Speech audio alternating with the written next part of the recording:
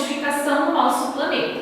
Então nós vamos agora começar a detalhar um pouquinho mais sobre cada teoria da evolução. A professora inclusive tinha marcado lá com vocês, até o final desse mês vocês vão entregar a atividade relacionada a alguma ideia relacionada com essas teorias da evolução. Então lembrando sempre que a palavra teoria já diz, é aquilo que foi supostamente, através do levantamento de evidências, de hipóteses, formulado, mas que ainda não se tem uma comprovação na prática. Mas não tem como falar de evolução sem antes nós relembrarmos a questão da biodiversidade. Então é claro que a gente sabe que o planeta Terra, há milhões de anos atrás, tinha um cenário totalmente diferente e a redução de seres vivos era muito grande. Aí, com toda a evolução, hoje a gente tem aí aproximadamente por volta de 8,7 a 9 milhões de espécies de seres vivos, em formatos, cores, tamanhos, habitat, modos de vida diferentes. Como foi possível chegar até aqui? Por muitas transformações e também por a questão principal que até hoje é debatida, por ideias evolucionistas. Então vejam bem, quando a gente fala em evolução, vem na cabeça Darwin. A gente já discutiu bastante sobre isso, até a professora trouxe aqui uma imagem para vocês de Darwin, vocês conseguem aqui observar.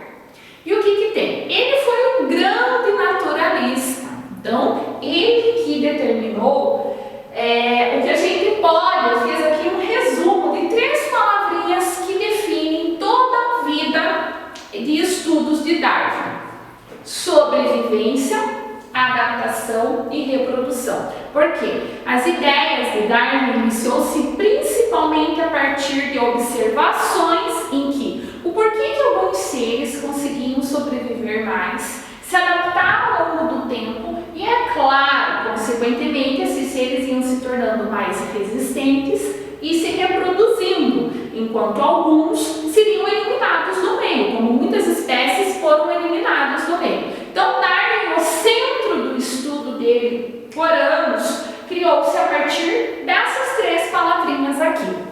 E quando a gente fala em Darwin, a gente fala em seleção natural, onde o meio seleciona. Então vejam bem, a ideia de evolução é simplesmente a ideia de que todas as espécies têm um ancestral em comum. Então aqui ele entra uma abrangência muito grande com relação à genética, aos genes que estão contidos nos ancestrais, e ao longo do tempo essas espécies, esses indivíduos passariam por inúmeras modificações no meio. Isso a gente tem que ter em mente também que nem sempre essas modificações acabam sendo positivas, acabam se tornando aquele ser mais resistente. Algumas modificações acabam exatamente levando aquela espécie a uma extinção natural. Então essas modificações vai depender muito de cada espécie, de cada indivíduo. E aí vão formando linhagens ao longo do tempo. É como se fosse nós aqui, fazendo uma comparação, montar uma árvore genealógica, onde a gente começa a pegar lá desde os ancestrais e vai fazendo lá as adaptações, vendo aquilo que realmente foi sido mantido, porque a genética também trabalha com essa questão. Os genes mais fortes predominam sobre os genes mais fracos, para vocês entenderem. E é aí que a gente forma as linhagens. E todo esse processo é chamado de seleção natural. A gente tem a seleção natural acontecendo a todo momento.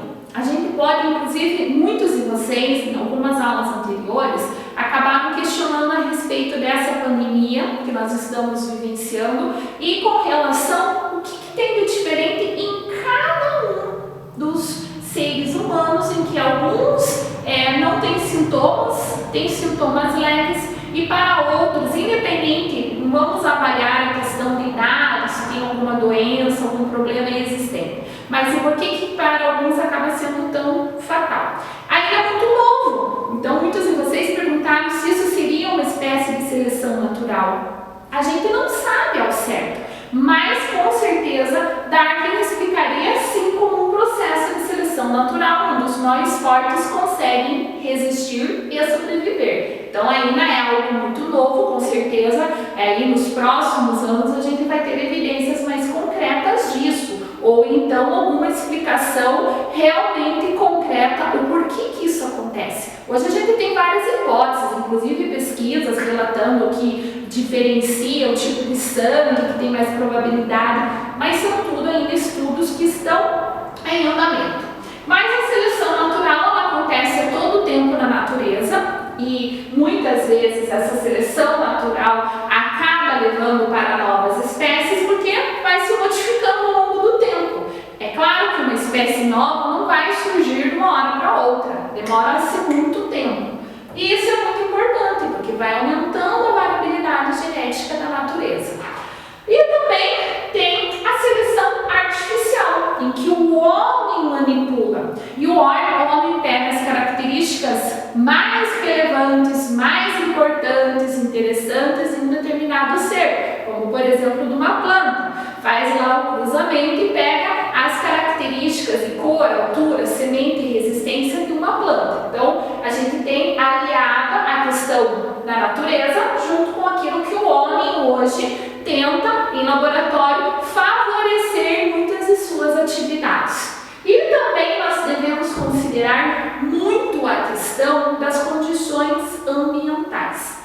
Isso daí a gente sabe muito bem que o ambiente, para nós, seres humanos, influencia e muito o ambiente em que nós vivemos, que nós convivemos, e na natureza, de forma geral, não deixa de ser diferente. O ambiente ele tanto pode ser favorável, e aí inclusive favorecer características melhores, adaptações melhores, ou o ambiente pode ser prejudicial, levando a uma queda de produtividade e tudo mais. Certo, pessoal? Nós vamos continuar trabalhando na sequência sobre essas teorias. A professora vai fazer um acompanhamento da leitura com vocês.